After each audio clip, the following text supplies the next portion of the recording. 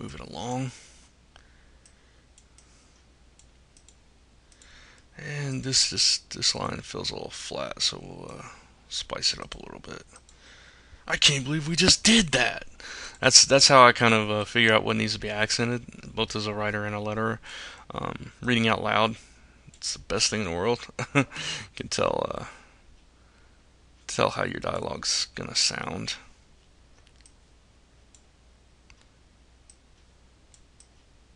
And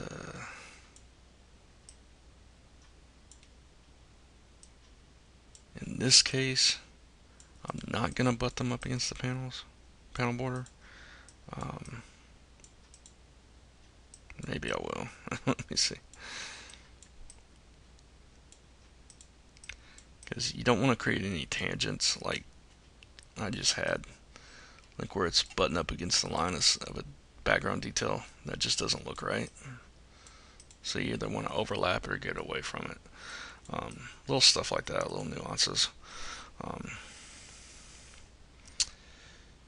Reason I'm not buttoning them up against the panel borders in this case is because, and this is just me, is because where they're in motion, I feel like anchoring the balloons to the panel borders here kind of, I don't know, it kind of dulls that motion effect. So, I like to keep things like that in mind when I'm lettering, because the lettering should enhance the story. It shouldn't get in the way of it.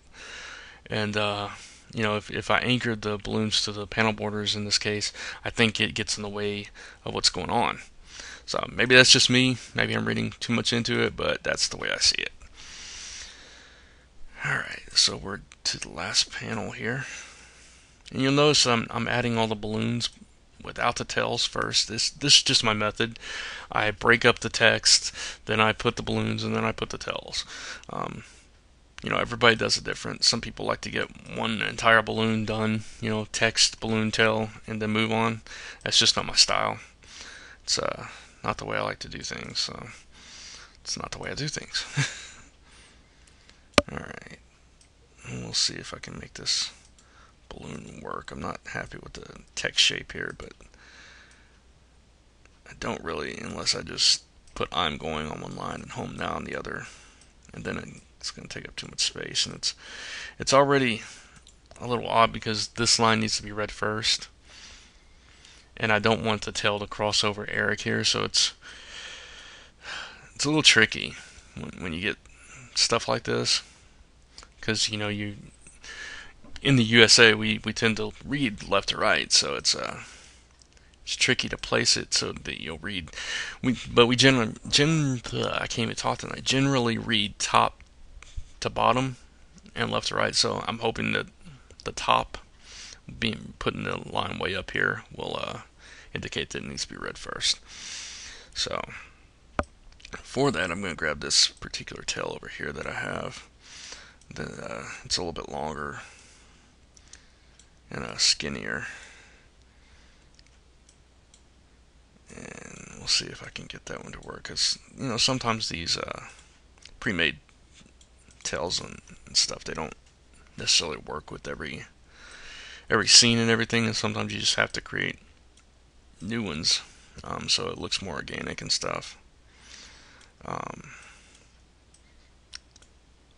It's a shortcut, you know. Some people prefer making it new every time. I'm not one of those people. You know, I'm not of the school of thought that you're not a true letterer if you don't create everything from scratch every time. Um, I think there's far more to lettering, the skill of lettering, than that. And I can make them. It's not that I can't.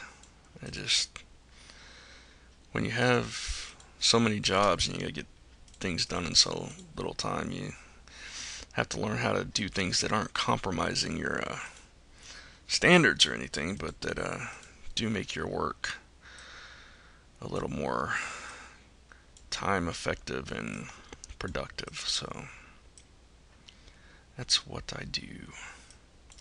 And I apologize if this is boring the heck out of you guys, but like I said, first time doing this, so. Now see, there's a little bit of a tangent there where the end of the tail runs into the motion line, but I don't want to get too close to Eric because it looks like he's talking out of his ear. But oh well, sometimes you gotta live with things.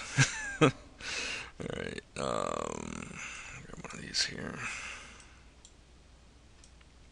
And basically with the tails, and this is a mistake I see a lot. Something I learned early on from the mini pros that I learned from over in the digital webbing forums actually, is your tail. You want this end to come from the center of the balloon, and you want this end to be pointing as much towards the mouth as you possibly can. Now you don't want it up on the character either, but some people say 3/4 of the way. I say do it where it looks right, and don't worry so much about hard fast rules on that sort of thing. There are some basics you need to pay attention to the rules, but it's not nearly as complicated as I'm making it sound.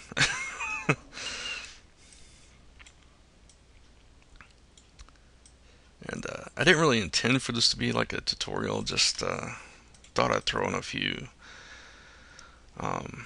notes while I'm at it though.